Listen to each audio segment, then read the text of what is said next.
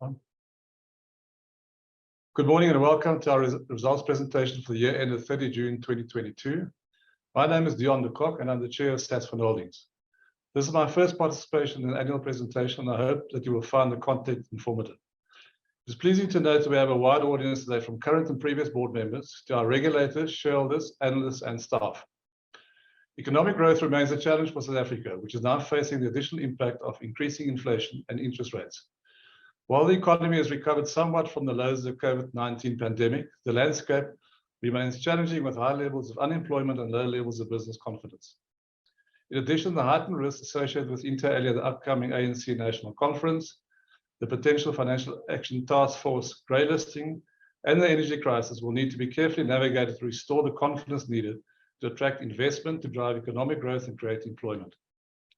The global landscape is also volatile, with increased conflict, high inflation, and rising interest rates. During the period under review, management became aware that certain prior period transactions may not have been correctly accounted for. A detailed review confirmed that there were errors affecting prior periods which required a restatement and or reclassification, which our FD Harriet Heymans will provide more detail on. While there were some challenges, which will be elaborated on, it was pleasing to see that gross loans grew by 18.5%, assets under management and administration in wealth by 9.7%, and deposits by 10.5%. Our pillar chief executives, Linda Froley, Errol Zeki, and Sandile Shabalala, will share more insight into the underlying performance per pillar. During the year, we continued to invest in our IT systems and have done significant work to strengthen our operating platform. Our credit performance for the year had a positive impact on the earnings for the year. It is thus pleasing to note that our headline earnings per share increased by 23%, which resulted in a total cash dividend for the year of 18%, which hopefully will please our shareholders. Our return on equity improved to 10.46% from 9.46%. Our medium-term objective is to achieve an ROE in excess of 15%. The short-term ROE, however, will remain under pressure due to the investment we are making in business and commercial banking. It's also important to note that our regulatory ratios are above the required levels. In summary, we had a positive year under difficult economic circumstances. On the 26th of August 2022, the South African Revenue Service issued a statement relating to its actions against Gold Leaf Tobacco and its associates who were former clients of our foreign exchange unit in 2016 and 2017. In accordance with our AML and CFT policies, management closed the accounts of these clients in 2017 and has cooperated fully with the relevant authorities in their investigation. Sasfin has commissioned an independent investigation into this matter, which is ongoing, and we will take the necessary action flowing from the investigation. The board of Sasfin is very focused on good governance, risk and compliance management, as well as transforming the organization. Our board committees have very clear objectives to ensure high standards. Michael Sassoon, our Group CEO, will later on in the presentation provide more detail into our strategy for the next period. Before I hand over to Harriet Heymans, our Financial Director, I would like to thank my predecessor as Chair, Roy Anderson and Grant Dunnington, who both retired as directors at the AGM in November 2021. After many years of service, and Angela Pillay, our previous FD, who left in April 22, for their significant contributions to Sasfin and the legacy they left behind. We welcome Tini van der Merch as a member of the board during November 21. He's been a member of the Wealth Board for some time and brings a lot of experience of the wealth and asset management industry. I would also like to thank the board, management and staff of Sasfin for their continued loyalty and dedication. And to our regulators, thank you for your oversight and guidance in an environment that is fast changing and challenging. To all our stakeholders, thank you for your continued interest and support. Harriet joined us during April 2022 as a Group Financial Director, and in a relatively short period of time has proven to be a very valuable executive. Over to you, Harriet.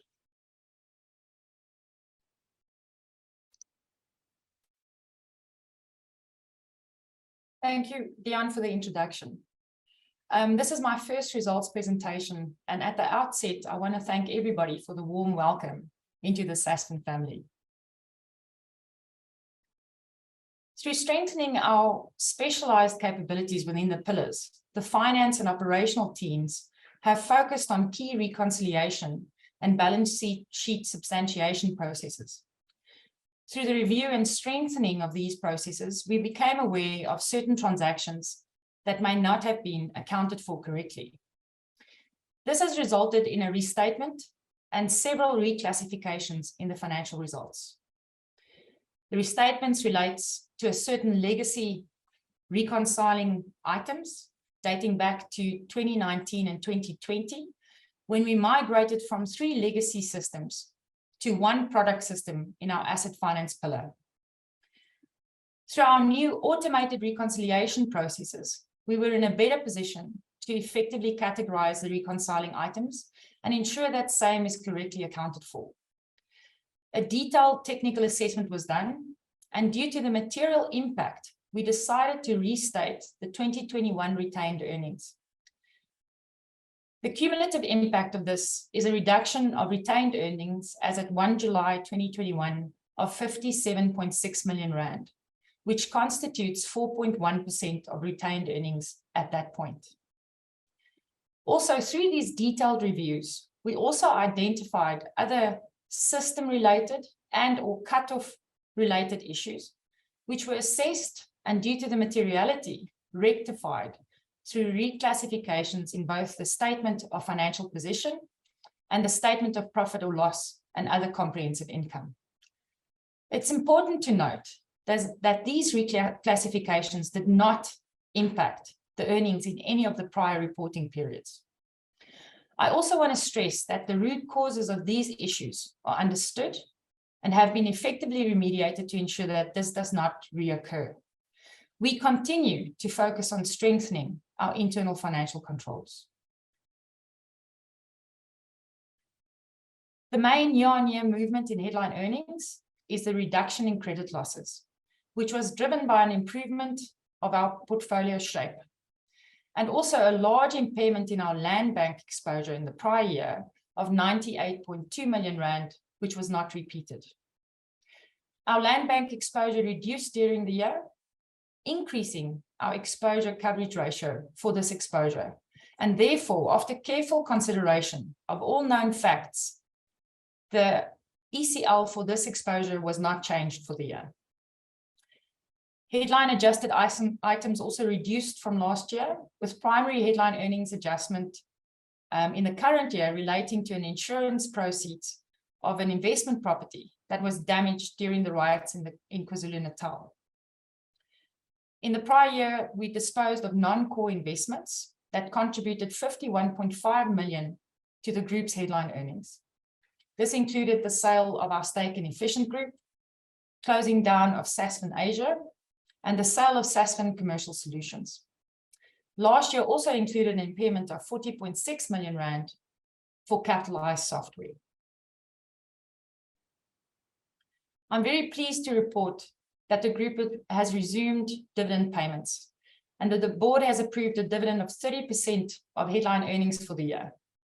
The total dividend declared increased by 18.2% to 154.84 cents, of which 33.95 cents was declared and paid as an interim dividend in December 2021. Our net asset value per share increased by 11.86% to 52.13 rand, mainly driven by growth in earnings for the year and in the preference share buyback impact. We had a bumper year in loans and advances growth, which grew by 18.56%, and we delivered these results while improving our credit portfolio and our net margins. The portfolio shows an improvement in both stage 1 and stage 2 exposures, and although stage 3 exposures increased, a large portion of the assets that moved into this bucket is well secured. Core funding improved year on year by 6.76% to 8.8 billion, mainly through customer deposits, which has been a key focus for the group during this year.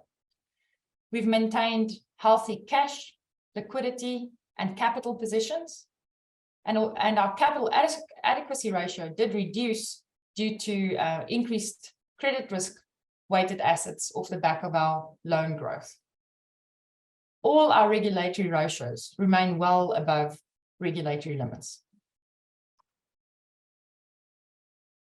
If we look at our assets, our cash position remains strong, but the meaningful loan growth resulted in a reduction of our net available cash to 32.08%, or by, sorry, 32.08%. The growth in other receivables is mainly driven by growth in stockbroking receivables that represent unsettled transactions at year-end. As mentioned, we've experienced loan and advances growth mainly in the asset finance and business and commercial banking pillars. This growth was experienced in the latter part of the financial year and gives us a good foundation for net interest income growth for the year ahead. Our intangible assets are mainly made up of capitalized IT costs related to large projects, which we continue to depreciate. The increase in equity accounted associates is mainly driven by an increase of number of associates accounted for, as we made 2 new strategic investments in our wealth pillar and increased our stake in another. Other assets include tax assets and property, plant and equipment. And the most material shift year on year is the inclusion of our new lease for our new premises, increasing our right of use assets by 130 million rand for the year. As mentioned, our portfolio showed an improvement in both our stage 1 and stage 2 exposures, and we believe our stage 3 exposures are very well secured. This and the fact that we wrote off fully provided loans within the stage 3 portfolio contributed to the materially lower coverage ratio in the stage 3 exposures.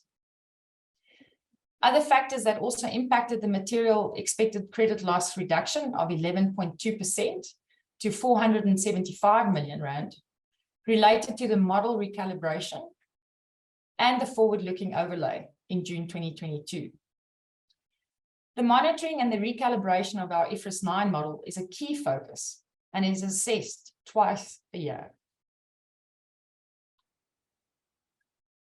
When looking at the trend through the COVID cycle, we can see that the COVID and economic conditions, as mentioned by Dion, impacting our coverage ratio that peaked at 7.96% during the hard lockdown is still quite prevalent, as we have not returned to pre-COVID levels, which were at 3.62% and 5.1% respectively for 2019 and 2020. The loan book growth experience is a result of our tireless efforts within our asset finance and our business and commercial banking sales teams. And the group has hit the 8 billion rand mark for the first time in its history. The drop in the credit loss ratio is mainly due to the lower charge for the year, which is driven by the better portfolio. Funding under repurchase agreements increased by 14.84% year on year due to our ongoing liquidity management processes. Trading liabilities as for trading receivables increased mainly due to stockbroking payables that represents unsettled transactions at year-end. The lease liability mirrors the increase in property, plant and equipment for the right of use assets relating to the new office. Debt securities increased 9.11% to just under 3 billion rand, and we successfully placed 945 million rand of SAS notes in the bond market for settlement in May, as well as 511 million rand in August, which is shown as an event after reporting date. We are extremely pleased to note that close to half of the participants opted for the 5-year maturity period option. And this highlights the confidence in the performance of the notes to date. Long-term loans decreased year on year by 31.66% to just under 500 million rand. And that was mainly due to a scheduled repayment made during the year. Ordinary share capital and reserves increased by 11.86%, mainly driven by earnings posted and the impact relating to the buyback of the preference shares during the year. As you can see, our core and diversified funding base has remained quite stable through the COVID cycle, with increases year on year on customer deposits and debt securities.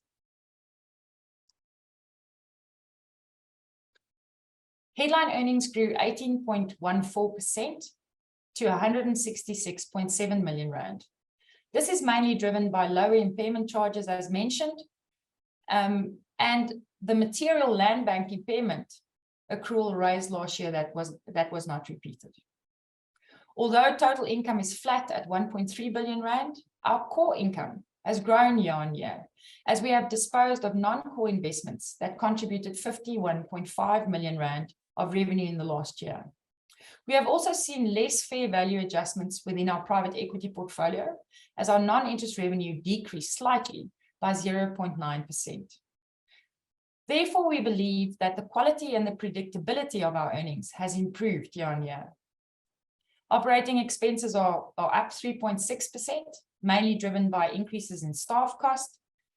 And despite an improved cash cost associated with our head office move, the group carried an IFRS 16 lease depreciation charge for both the old and the new office for the latter 6 months of the year.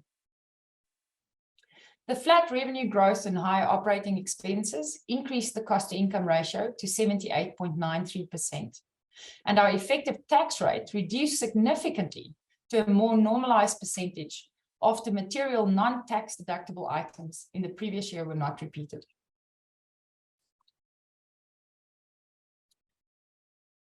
Group profit improved markedly by 137% to 183.9 million rand. Net interest income grew by 1.87% to 578.3 million rand, with both asset finance and business and commercial banking increasing their net interest income as a result of the loan book growth.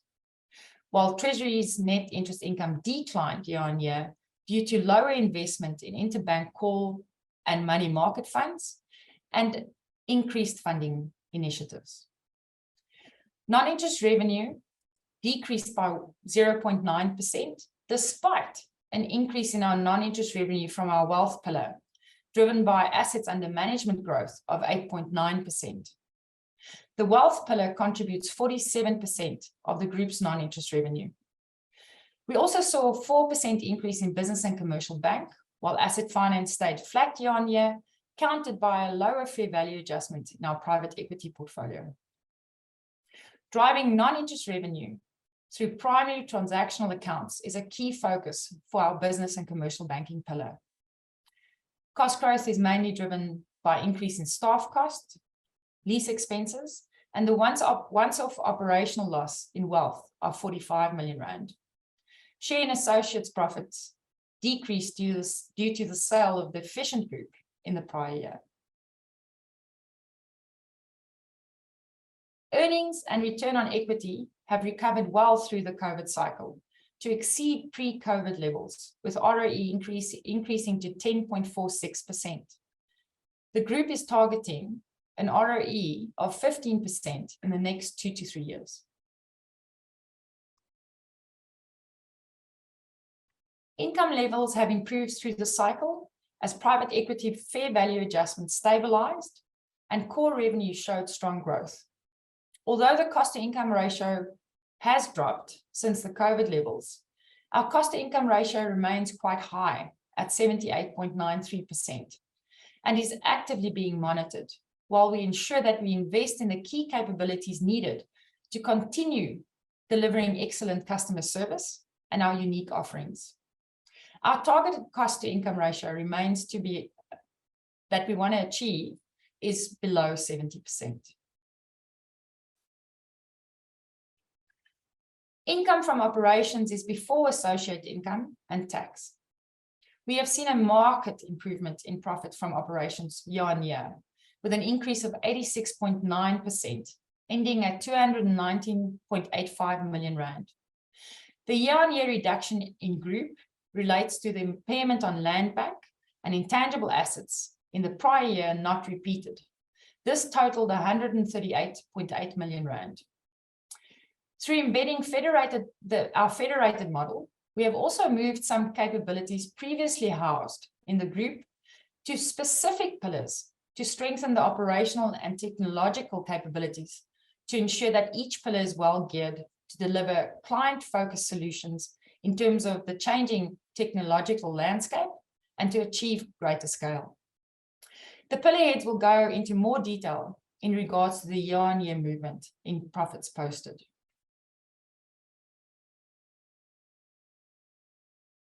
These key indicators show that the group has increased headline earnings through strong loan growth, supported by a good funding base, while improving the credit risk within the portfolio and improving core revenue growth. All investment ratios have shown an improvement year on year, including ROE, ROA, and headline earnings per share. While we will closely look for improvement efficiencies, we will continue to invest in our core capabilities and back our champions. Notwithstanding the restatements and reclassifications, the group has posted a very solid performance with regulatory ratios that are well above regulatory requirements that has created a good platform for the year ahead. While I have your ear, I want to take this opportunity to thank everybody that has worked tirelessly to finalize these results. And it's my pleasure to hand over to Linda Froelich, who has been with Sasfin for over 20 years and is our Chief Executive of Asset Finance. Thank you, Harriet. I just say good morning to my team, our clients, and all stakeholders. Yeah, let's get into the figures. Harriet.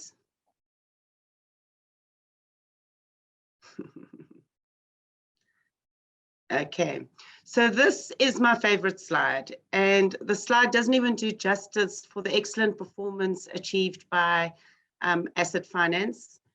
If you can see our growth loans and advances for 2022, for the first time ever exceeded over 4 billion rands.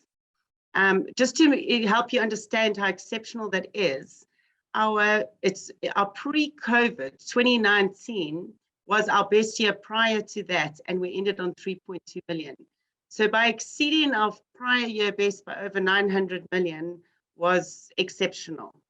What's interesting to see is if you look at our approval ratio of 57%, you can see we didn't compromise on credit quality. Sasfin's always been known for its credits. We've been consistent through good times and bad times. And although you can see it's not back at the levels of pre-COVID, it has improved from 2020, but it's still consistent in our approach to our credits. The growth of our new business loans is mainly, it's largely contributed to our growth in our capital equipment division, which is very exciting because that means we diversify in the assets that we finance. It's also rentals maintained its market share. And I have to add in here, it's our clients that span, we have a relationship with our clients who have remained loyal and committed to us over 25 years that still continue to work with us. And obviously I cannot forget, I know I'm starting with this, but I have a very dedicated, passionate team that constantly go above and beyond. And any strength in a business is its people. So I was going to end with this, but to our clients and our staff and the leadership, you can only achieve results like this if we all work together in a difficult economy. So excellent performance from Asset Finance. If you go to our numbers and you look at our total income, this did reduce by 1% to 604 million. And the reason being that due to we're in a rising interest rate cycle. So that obviously impacted due to the fixed deals that we have and our funding model. But this was offset. It's only a marginal decrease because it was offset to the huge growth in loans and advances. And I didn't mention that Asset Finance's book broke 7 billion rands as well for the year. Our credit impairment charges were exceptional, reducing by 50%. Again, tying in that although we increased our loans and advances, we did not compromise with our credits. And this was due to our excellent credit team and as our excellent collections team. We in the last presentation last year, I said I was investing in our collection team, and they also went above and beyond, and we had a big, strong collection focus. So managing to reduce it by 50%, making our net income of impairments at 571 million, up 5% from the prior year. Don't have a heart attack around the costs, increasing by 25%. This was a very big strategic move in asset finance, because although we've got a mature business, we continue to strive to be better, look at technology. We've strengthened our capabilities in finance, operations, and credits. We've brought in, under the federated model, we've now got a head of finance that looks and focuses 100% on asset finance. Our strength is our people. So we've brought in a head of HR who's continued to work with us to grow and develop our team and ensure that runs smoothly. And we have also very excitedly opened a new business unit within asset finance that looks at product enablements and technology to ensure we stay ahead of the curve. And we're constantly looking at our data and improving our efficiencies and making sure that we keep ahead of technology. Since we finance technology, we've got to be in queue with technology. So that all contributed, plus obviously increase in audits and consulting fees over the issue around the systems, and investments into our system that we launched 3 years ago. So still profit down, but a solid performance, achieving 254 million against 289, but geared for growth. Next slide, Harriet. I think I've commented all of this, but I would also like to mention, we also continue, it's even though you can see this huge growth, a lot of clients, and due to the Eskom, the load shedding, the KwaZulu-Natal strikes, the flooding, still continue to struggle, and we remain committed into supporting them, and we have, in terms of payment holidays, payment reliefs. We're still in a tough time, so we continue to work very, very closely with our clients and support them through this difficult economy. And as things improve, we continue to work together. Where to from here? Our strategy is sound. When you know, if every year you don't have to relook at what is your strategy, what do you need to focus on? We continue to follow the strategy that we introduced around 5 years ago and just continually strive to get better. We want to continue growing our portfolio growth. We concentrating on solar, energy efficiency, green, making and just diversifying our assets. Our clients, like I said, are our clients, and our people are our success. So we continue to connect with our clients, work with our clients, and ensure that our service, that we don't get complacent where we stand, and our service continues to improve and strive to be the best in our chosen markets. Technology I spoke about, we constantly looking at ways to improve. We've also recently launched a credit scorecard for our smaller deals, and we're going to continue to work to better that and just work on how do we get faster, better, quicker, and remain very competitive in a competitive environment. And credit is the backbone of everything we do. So we continue to look. We don't want to be picky. We don't want to be choosy. We want to work with our clients and our people to ensure that the right quality credits comes in, but at the same time supporting the economy.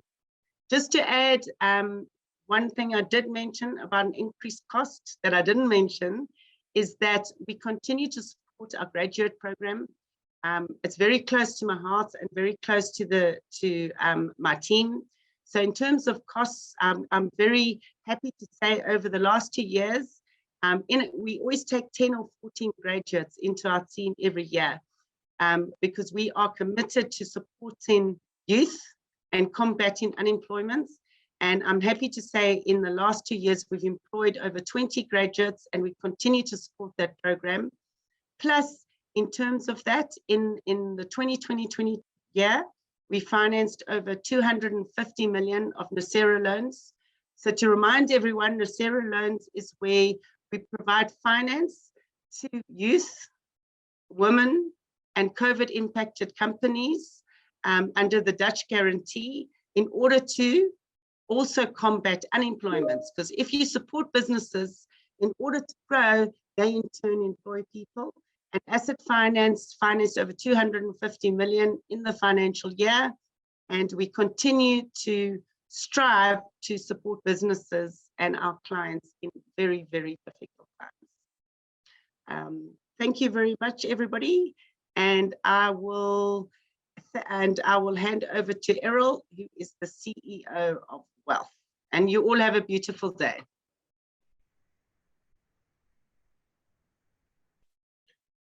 Thank you, Linda.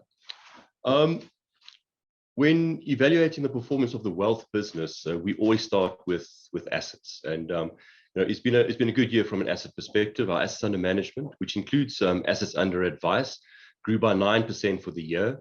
The main driver of this was really the institutional assets, where Sasfin Asset Managers increased its assets under management by 26%. We also had a strong year in the asset consulting business. They grew their assets to just under 10 billion rand for the year.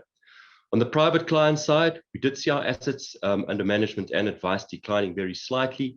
The business did continue to see strong inflows, but this was offset by a combination of weaker global markets as well as the income requirements of our clients.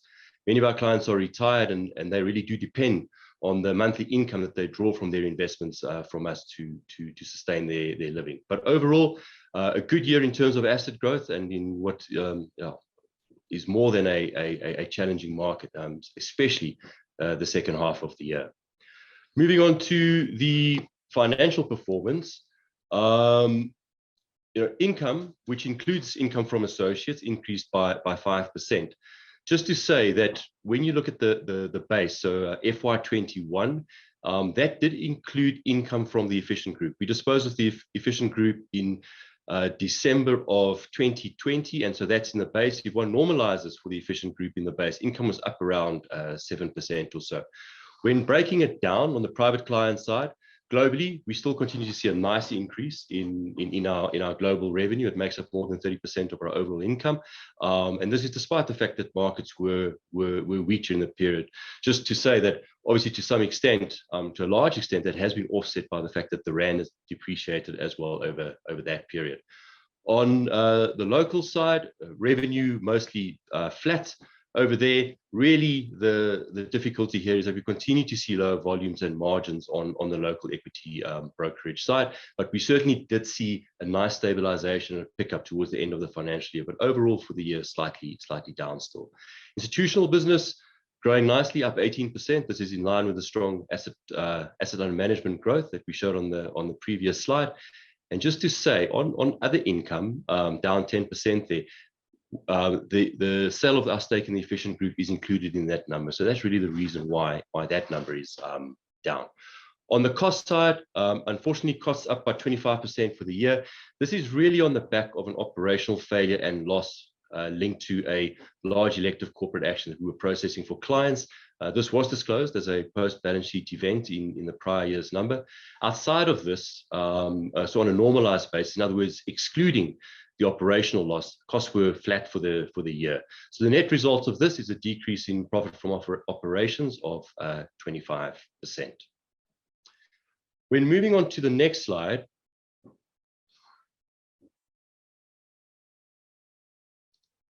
this slide really just is a summary of everything that I have already spoken to in the previous slides. Just the only exception there are the accolades that we've received during the year, but I think I'd like to cover that in the next slide, please.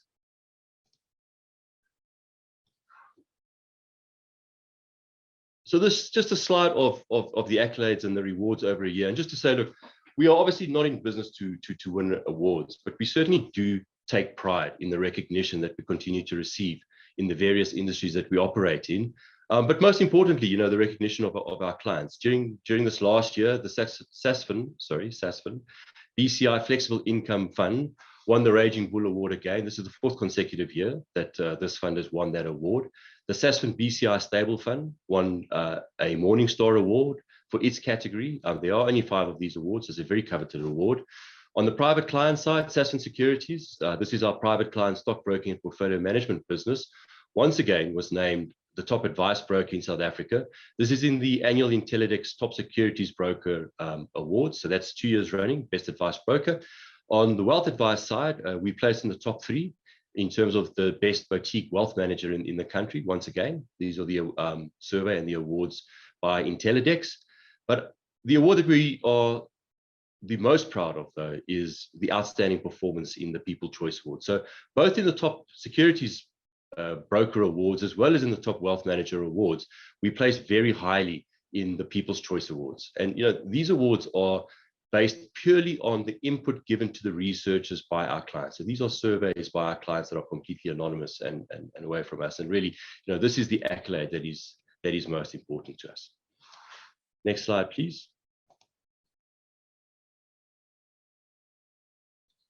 Looking forward, first and foremost, we are a people business, and we continue to attract and retain some of the best talent in the industry. You know, we have an incredible mix of mature, experienced professionals, those with grey hair or no hair, but we also have a very strong group of young and up-and-coming talent in our business. So we hosted a breakfast yesterday morning with our graduate intake, and I must just say that, you know, I was really amazed by the incredible amount of talent that is being nurtured across this business.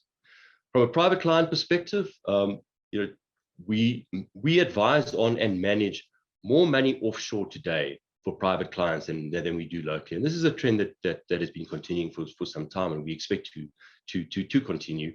So you know, being a truly global business remains a key focus of ours. We continue to grow our capability and expertise in this space, and it is a very big focus.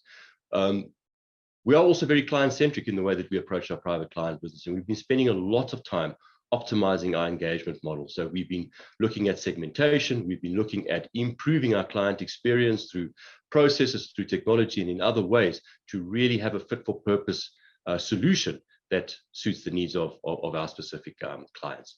On the institutional side, I think, you know, more of the same is really about building on our success and the momentum that we've had. So both in terms of the performance track record, you know, which is becoming really long and really credible.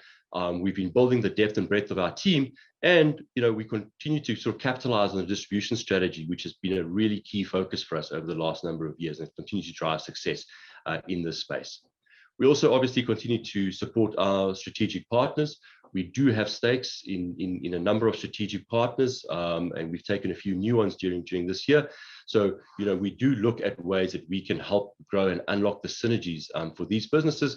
And really here, we focus on businesses who we believe are leaders in their space and who can really play a disruptive role within the areas that they operate. That's all from me, thanks. I'd like to hand over to my colleague now, Sandile Shabalala. Sandile joined Sasfin in January of this year as the Chief Executive of Business and Commercial Banking. So over to you, Sandile. Thank you, Errol, and good morning, everyone. This is, like a few of my colleagues, the first time that I'm presenting the annual results in Sasfin for Business and Commercial Banking. The business and commercial banking pillar, just to recap, is the newest pillar within Sasfin. And there's a lot of work that has been done, and which I'll share with you in terms of how we take this business going forward. Firstly, to start with the profile of our deposit book. I think if you just look at our deposit book, one can't help but notice that this is very reflective of the SA macroeconomic environment. We've seen basically with the tightening of the economy that most of our customers have started to dip into their savings and investment to fund working capital requirements. So you would see that the trend of our deposit is slightly down, but it is reflective of the environment. We've also seen some of our customers shifting deposits from term to core. to also increase a bit of liquidity in terms of their portfolio and their cash flows.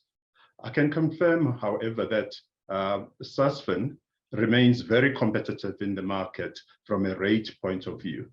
In fact, we are able to retain, I would say, probably on average about 93% of our deposits at maturity.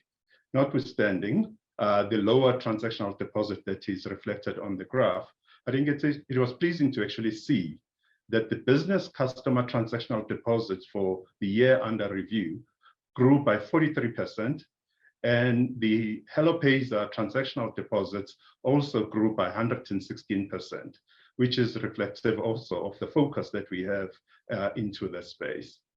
Maybe if I move on to the loans and advances. Again, you'd see this also very reflective of the macro and economic environment. I've spoken about a very sort of downward trend in terms of our deposits as customers seek to actually enhance their working capital. But you also see here that the customers have also been approaching the banks for more of for the bank to finance the working capital. So our loans have grown relatively nicely over the period. And I think this is really also a true testament of us supporting the SMEs.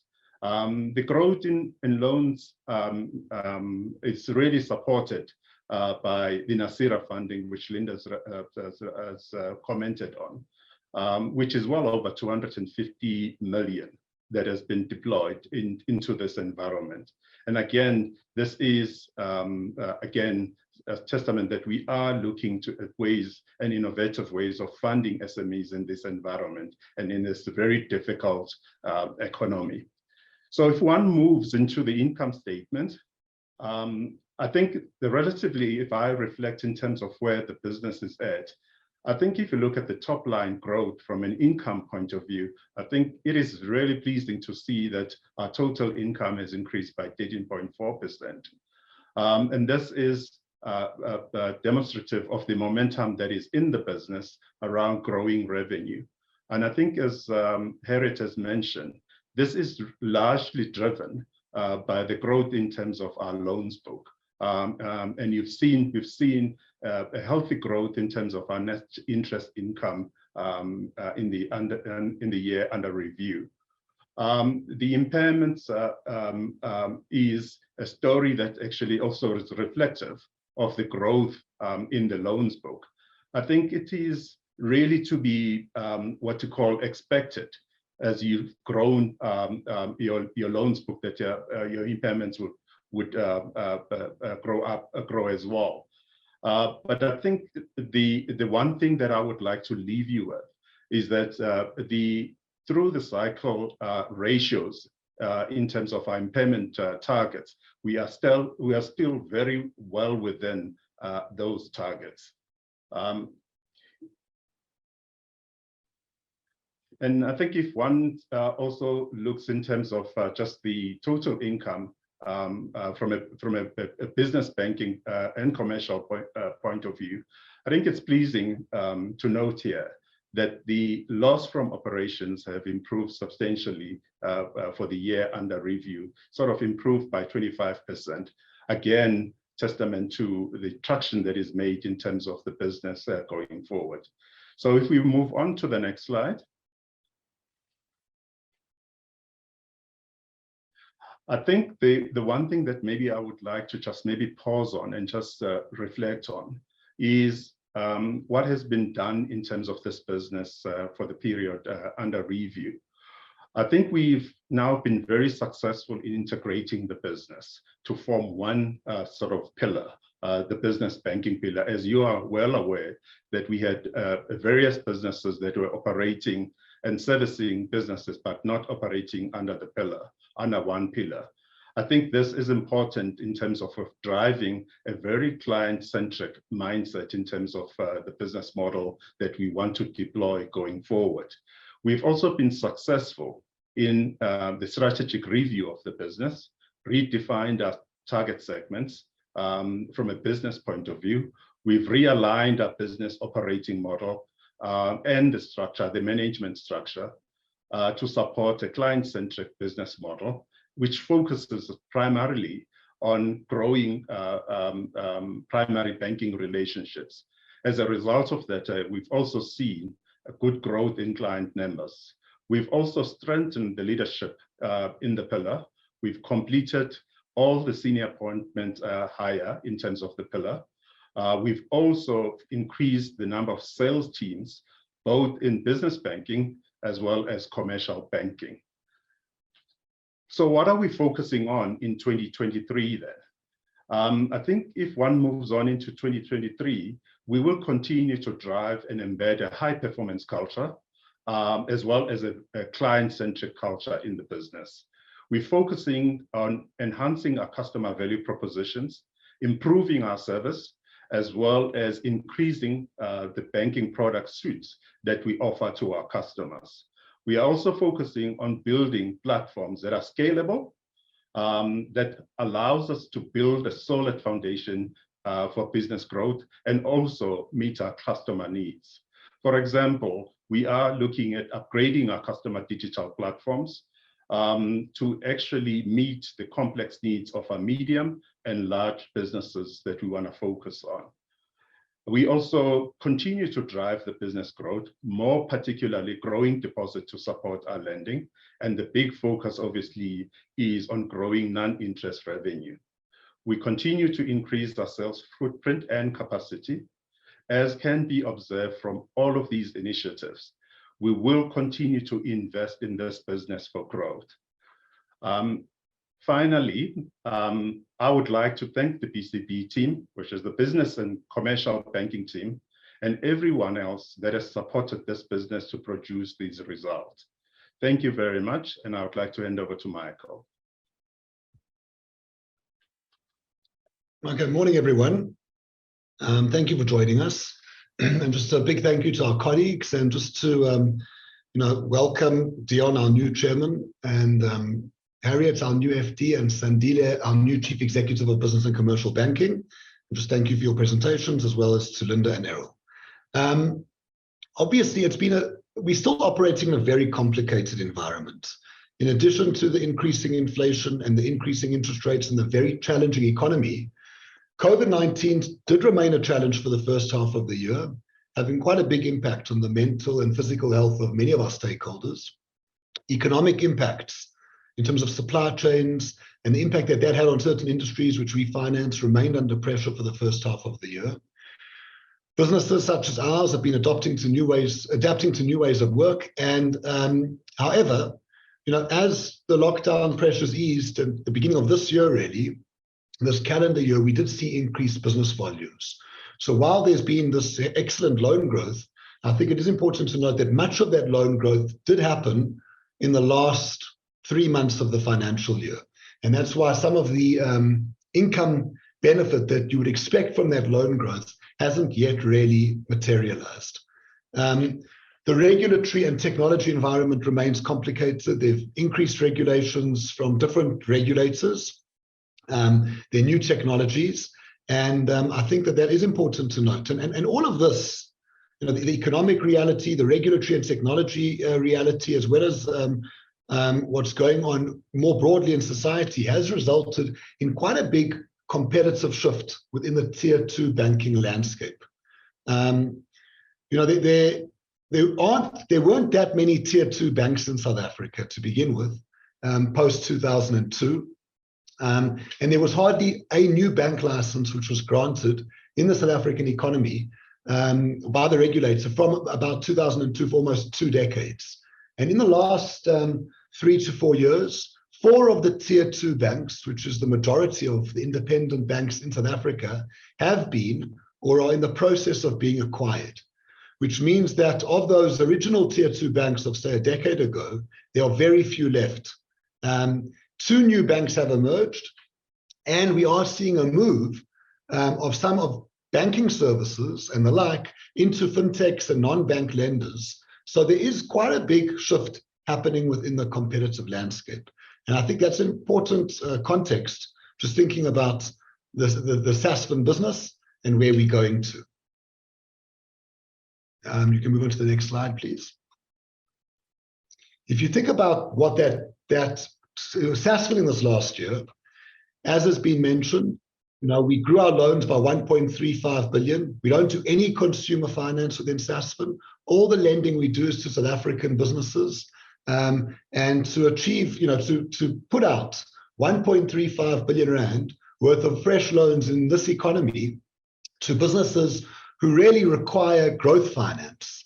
They require these borrowings to either acquire an asset, or to acquire stock, or to finance their debtors, or to acquire a property, or to acquire a business.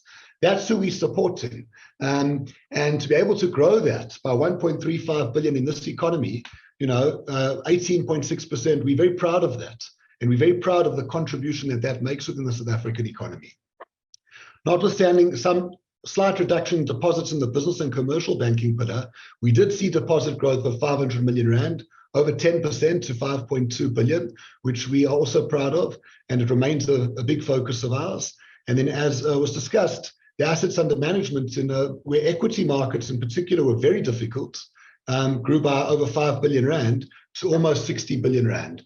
And I think that people who've been following Sasfin for many years will know that our assets under management have materially grown in the last 5 years, which has been our primary focus within the Sasfin Wealth business. And that, as Errol talked to, really off the back of our offshore capabilities and our institutional capabilities, we believe that there's a lot of room to grow further. So the core fundamental drivers which enable this business to grow into the future have got very positive elements to it. We've been investing in the business and commercial banking business for a long time. And just to talk to that, we have strengthened the leadership team. Sandile has joined us, and Sandile comes with a lot of experience, having been the managing executive of Nedbank's business banking area for many years, and having been the CEO of Time Bank. And Sandile, as he mentioned, has appointed a number of people in the last 6 months, plus we appointed a few people just prior to Sandile joining, which has given us a strengthened management capability. And by bringing these different little businesses together, that has enabled us to appoint a stronger management team to really give this business the strategic impetus it needs to go to the next level. And inside business and commercial banking, it is important to remind our stakeholders that there are two types of businesses that essentially we service in that area. The one is a smaller business, where we offer them the full banking suite, and we are introducing new capabilities to become their primary bank. And then the second is a larger business who has got typically quite a specialized borrowing requirement, whether that is in their property, or in their for term debt for acquisitions, or in their working capital cycle and trade and debtor finance. And there we get very close to those businesses to try and create a solution, and that's where we're also seeing quite a bit of growth. And by integrating these businesses together, that enables us to build stronger capabilities and to service these businesses in a more integrated fashion. And then lastly, there's been a lot of work over the last couple of years to streamline this business. And there was this big office move. We moved into our new offices in Sandton at the beginning of January this year. What we did in this process is we reduced our footprint from what we had previously between Waverley and Melrose Arch. We were able to upgrade the quality of the offices significantly while reducing the cash cost to Sasfin materially. But the way that IFRS 16 works is you essentially straight line the lease over the years that remain in the lease. And even though we didn't pay anything, no rent on this building, while we were still paying rent in Waverley, which was for the second 6 months of the financial year, we did have both of those costs in our income statement. So it was a cash flow improvement immediately, but it was a accounting impact. Now that the Waverley lease came to an end in May, that double cost will no longer have that in the next financial year. We've also been on this drive to exit non-core activities, which we continue to look at within our private equity portfolio. We closed our Hong Kong operation in Sasfin Asia. We onshored that business. We sold our commercial solutions business.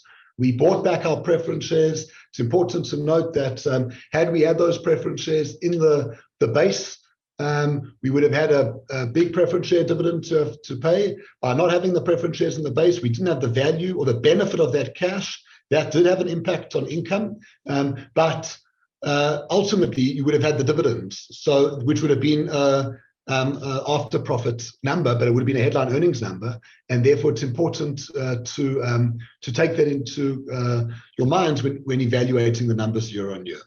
And by exiting these non-core activities and restructuring around these three complementary pillars and embedding capabilities into each of these pillars, that's enabling us to become far more focused on our key areas. Can move on to the next slide, please.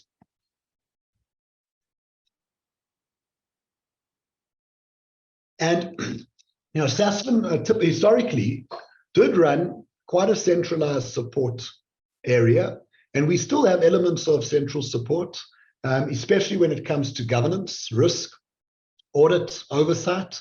There we think it's very important that the second and third and fourth lines of defense are separate to the pillars, but we have been integrating at a pillar level business, finance, IT, and operations. And by combining those capabilities at a pillar, we think that enables us to create for more scale and much more focus, as well as improving our client service and service excellence. All of that did result in and has resulted in enhanced financial reporting and controls. And part of that did enable us to better deal with some of these errors in prior years. So we do think that having this level of capability with the senior, seasoned finance, IT, operations executives embedded inside each of our three pillars is definitely the way to go. So while the fundamentals are improving, however, we are continuing to invest.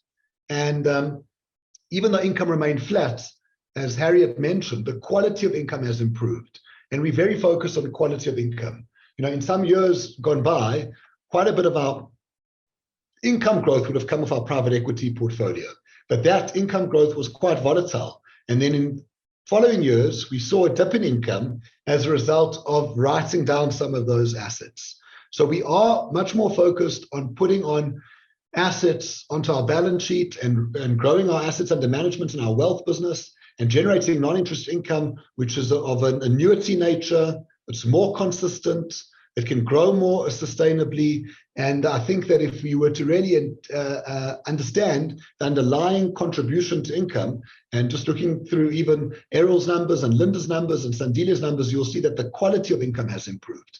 But as we invest, and we have to invest, and one of the reasons why there has been this change in the tier 2 landscape is the investment required to operate in this complex environment from a technology perspective, from a regulatory perspective, from an accounting perspective, has been significant. And we have been investing heavily in those areas over the last few years.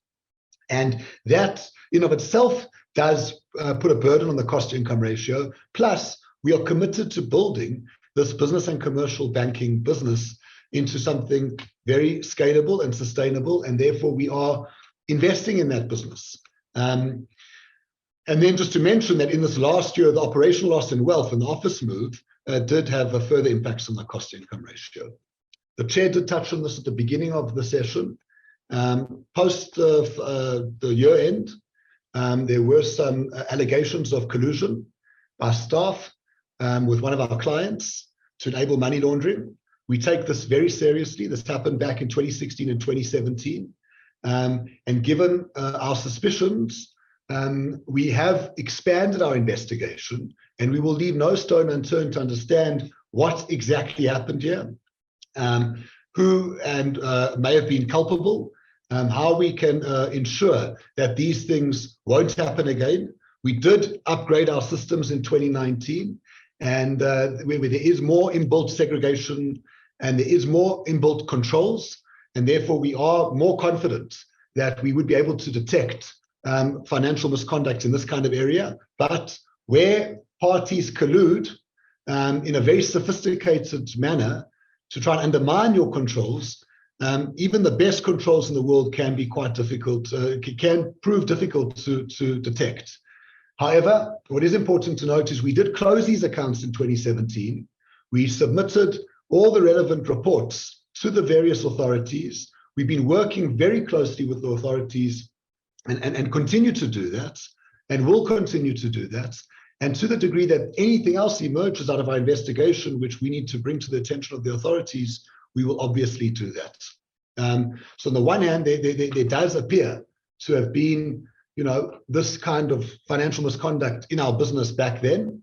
But on the other hand, and the client in question was multi-banked with many banks.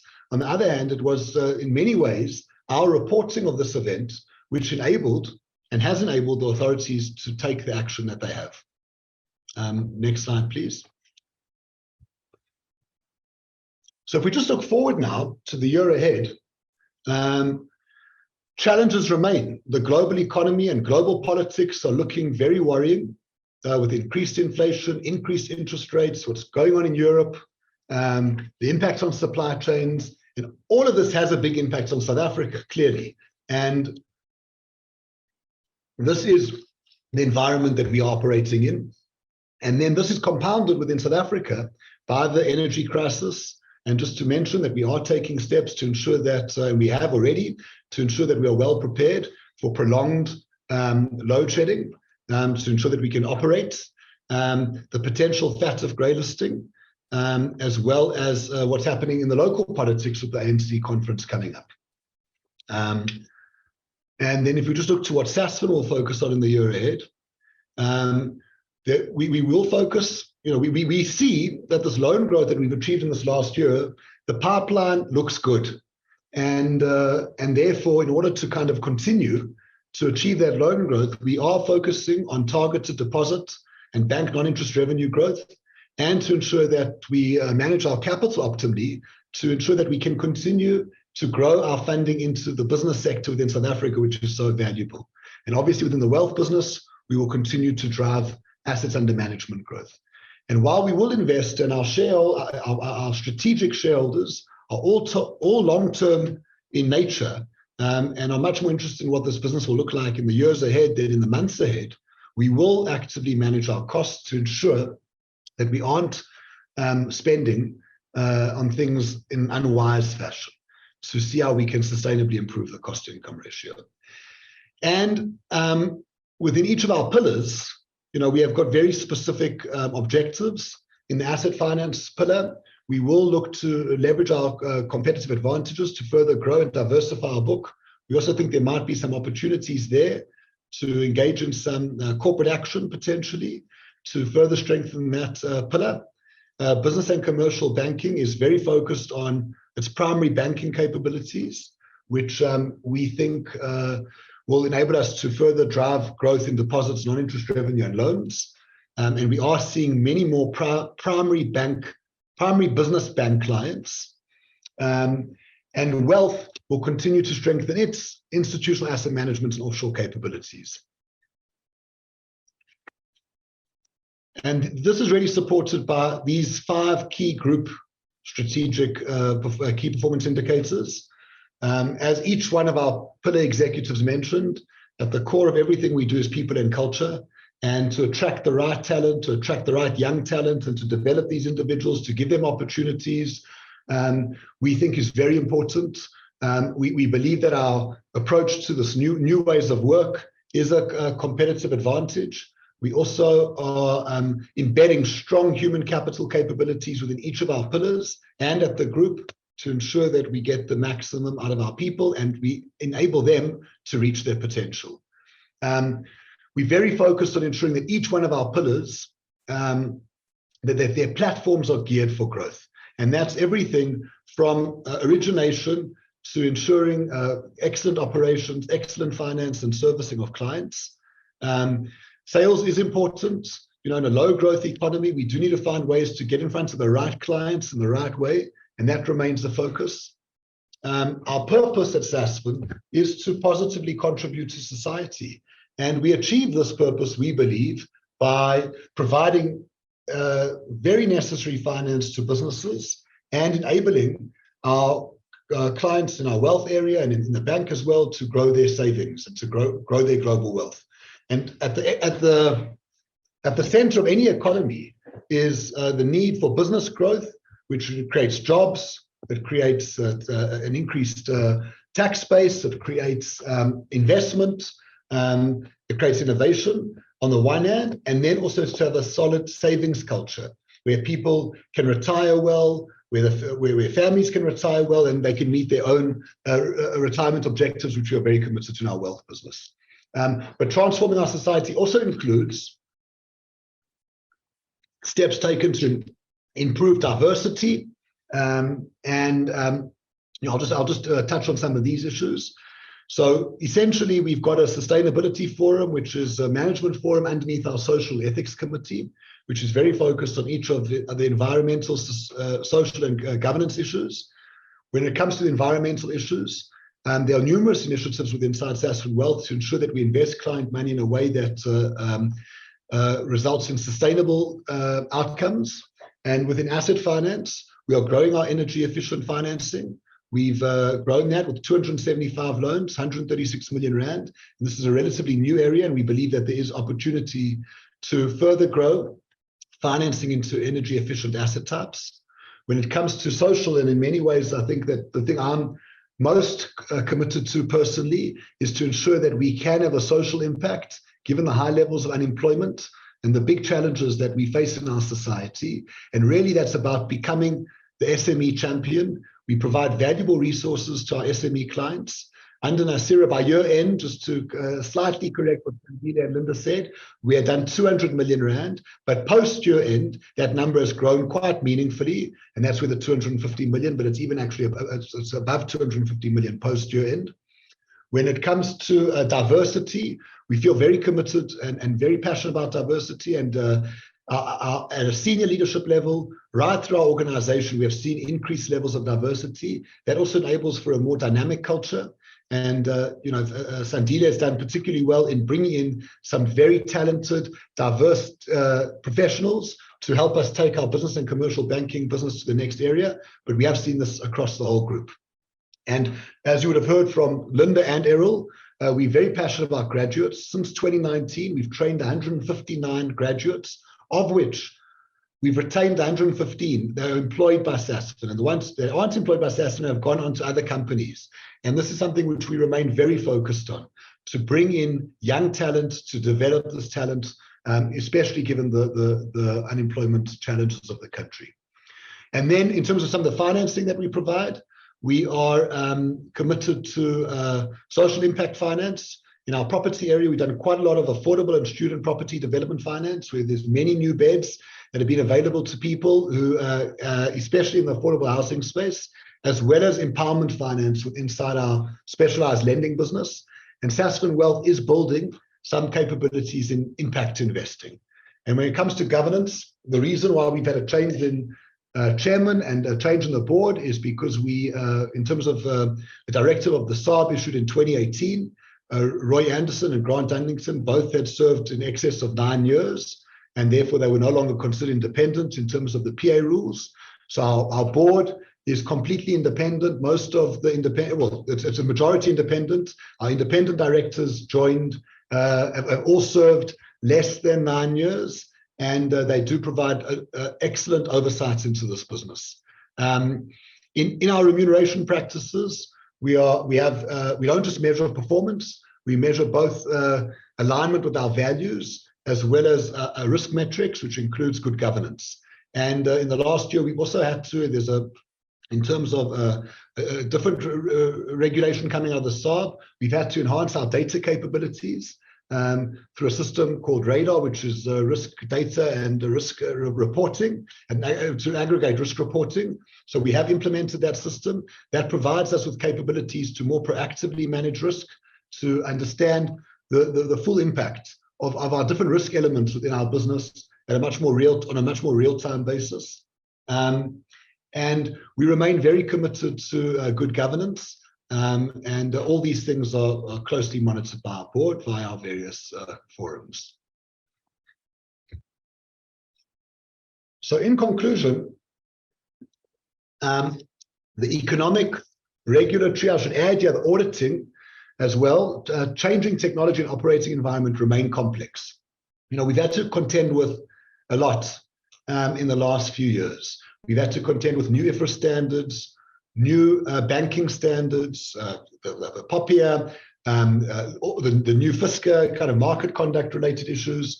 There's been a lot of change. We've had a very challenging economy, obviously heavily impacted by a global pandemic, which in and of itself has had results into impact on technology. We've invested heavily in technology over the last few years, and that technology has definitely enabled us to strengthen our offerings to clients as well as our operating environment.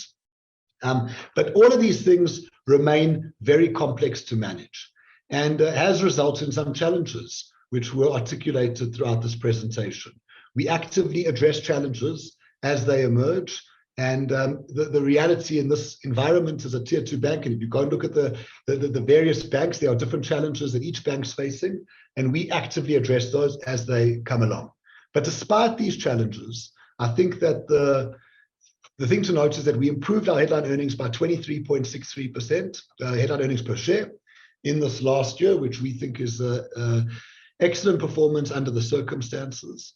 And it's a result of these three focused yet complementary pillars, each of which is showing positive signs, and each of which we believe has got good growth trajectory with inside their offerings. And as a result of our excellent staff complement, our competitive offerings, and we don't, in this environment, you've got to find ways in which to compete. And in each of our businesses, we are focused on identifying how we can differentiate and add value to our clients. And that's often off the deep client relationships we have and our solid balance sheet.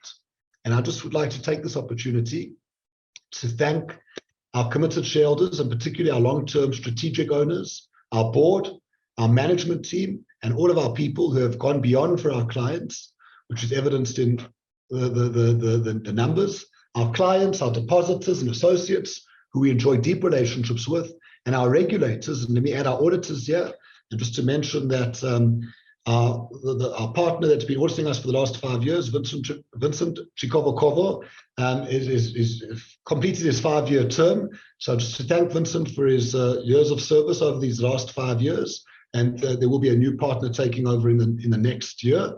But just to thank our regulators and auditors who provide us with necessary guidance and oversight. And thank you to all of you, any other stakeholder that I haven't included, for your interest in Sasfin, for your continued support, and for participating in this webinar today.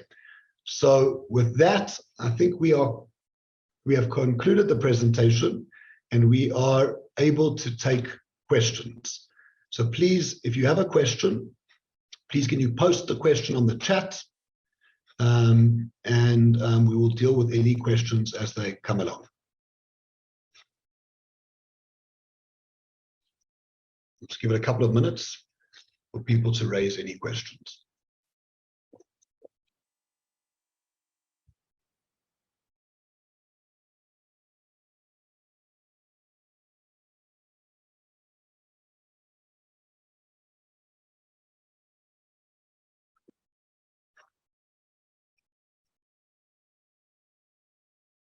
I don't see any questions. Have I got that right? Let me just check with our team if they've seen any questions.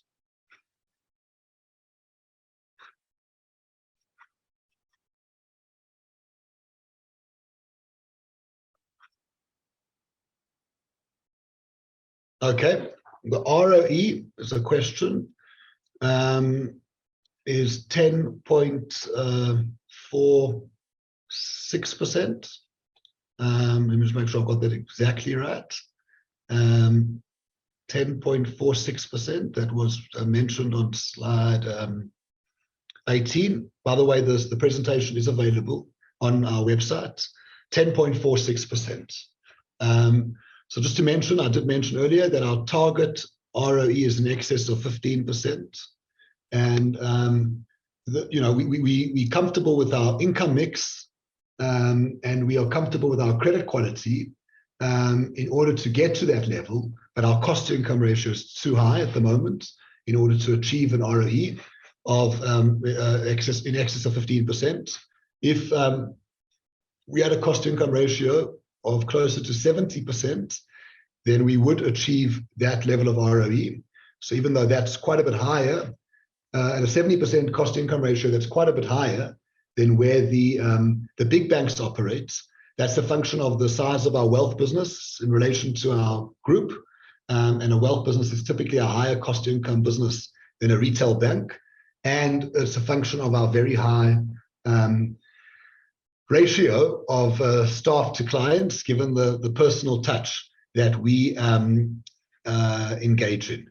So we believe that we can bring the cost income ratio down to 70%, primarily as a result of increased scale, rather than reducing the costs much. And that would enable us to get to an ROE in excess of 15%. The NIR grew, the NIR was slightly down. Non-interest revenue was slightly down as a group. And the reason why it was slightly down, it was down by 0.9%. The reason it was down is in the prior year, we had a gain from the efficient sale. We also had lower private equity valuations this year than last year. Notwithstanding that, core NIR inside both Sasfin Wealth and Business and Commercial Banking was up. And we exited these non-core assets, including Sasfin Commercial Solutions, which was really a non-interest revenue business. And as Harriet indicated, those non-core assets contributed about 51 million rand towards total income in 2021. The majority of that would have related to non-interest revenue. So if you strip that out, the core non-interest revenue growth actually would have been pretty handsome. Thank you for those questions. Any further questions? I don't see anything.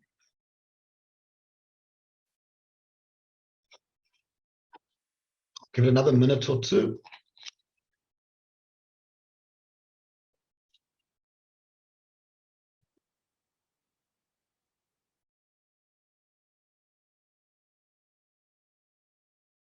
Okay, I don't see anything else. Thank you very much. Have a good day further, and we look forward to engaging with you again at our half year, if not sooner. Thank you very much. Bye-bye.